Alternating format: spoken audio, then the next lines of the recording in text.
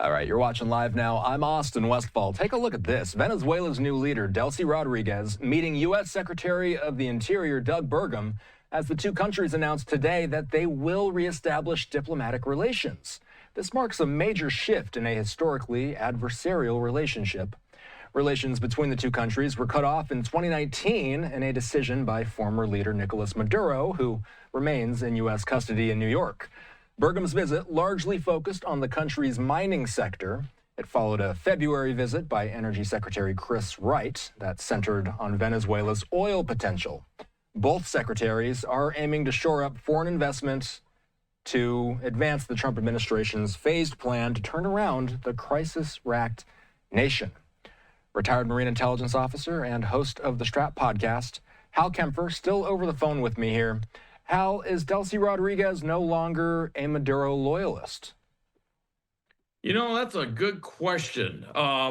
She has, since Maduro's left, first her rhetoric seemed to be rather subdued, and then it kind of ratcheted back up into the traditional Chavista sort of anti-American rhetoric one would expect. And she would say things that like Maduro is still the, lawfully elected president and all these other things. However, things seem to have been changing. The reality is they can't move the oil without U.S. cooperation, even though we don't have the Gerald R. Ford sitting off the coast. We still have some other things out there. And so they're kind of stuck. And so what they're doing is, and I don't know all the stuff that's going behind the scenes on this, but it looks like we're in a position where we kind of dictate terms. This particular mining agreement with gold is very substantial. It gives the U.S. access to a lot of gold coming out of Venezuela. They are a major source of gold. And you have to remember that South America, the Western Hemisphere, is one of the biggest producers of various high demand metals. Silver, not as big as Venezuela, but if you look at some of the other countries there, silver is huge. One of the things behind the scenes with Mexico, of course, is the fact that they are the largest silver mining country in the world. And so when you see some of these things, you have to kind of look behind the scenes and recognize where they are in terms of providing strategic materials. And that's interesting. It's like you're going through these secretaries. You don't see the highest level U.S. representation, but you're seeing more of these functional agreements. And I think this is building a foundation where eventually I would not be surprised if somebody like if President Trump or J.D. Vance goes down there at some point with a more high-level visit. Then I can only imagine what they would be signing at that point. But this kind of goes back to, if you remember with the oil, when President Trump was trying to encourage the oil companies to invest in oil production, to fix the infrastructure in Venezuela. I think it was the CEO of ExxonMobil turned around and he says, look, Venezuela is uninvestable. And basically they have to de-risk the Venezuelan economy, the Venezuelan political economy, I should say, to a position where U.S. companies will be interested in actually doing some serious investments down there. And of course, the U.S. oil companies have been burned multiple times trying to do stuff there. So they're a little reticent to get back there and to get re-engaged with the fear that they'll lose their entire investment again. We did learn today that Kristi Noem is no longer going to head the Department of Homeland Security. She'll now be an envoy for a new security initiative called the Shield of the Americas, which will focus on the Western Hemisphere. This shield concept is new to us, Hal. What kind of work do we anticipate it'll be doing in Venezuela? In all fairness, no one really knows what this is. It's a brand new title, a brand new description. From what little we can tell, obviously focused at the Western Hemisphere, Venezuela being a big part of that. I don't know how much of a role. She's going to be in an envoy role, kind of like Steve Witkoff and Jared Kushner in an envoy or special envoy. Although I think she's going to be more of a more government. I think probably still in government service employed envoy, which is a little bit different from, say, Steve Witkoff. And she'll be working with all of the countries in the Western Hemisphere, which theoretically means she could be talking all the way up in Canada, all the way down to Argentina and Chile and South America. And then, of course, everywhere in between, Venezuela. I would imagine at some point she shows up in Caracas, and she'd be probably working some agreement or something like that. And I'm sure counter drug will be a big part, because if you look at what DHS was doing, certainly with the Coast Guard, things like that, that would be something that more naturally she'd probably fall into. But she also might be playing a role trying to work with our relationship with Mexico. There's just a lot of work to be done there. And of course, we all recall what happened when the Mexican government, took out El Mencho, and then you had basically a retaliatory attacks, causing smoke, fire, explosions, shooting in multiple cities all over Mexico, and the fear that Mexico might be on the verge of a civil war.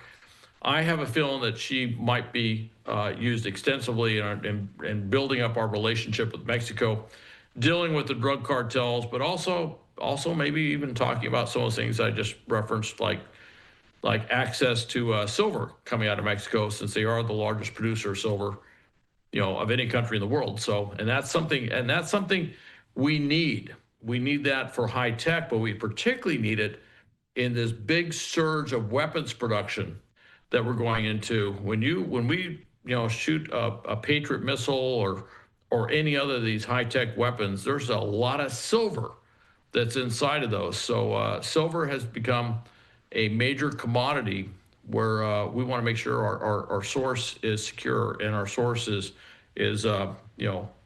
sufficient enough to meet our requirements. Here's what the State Department is saying about the new diplomatic relationship between the two countries. The United States and Venezuela's interim authorities have agreed to reestablish diplomatic and consular relations. This step will facilitate our joint efforts to promote stability, support economic recovery, and advance political reconciliation in Venezuela.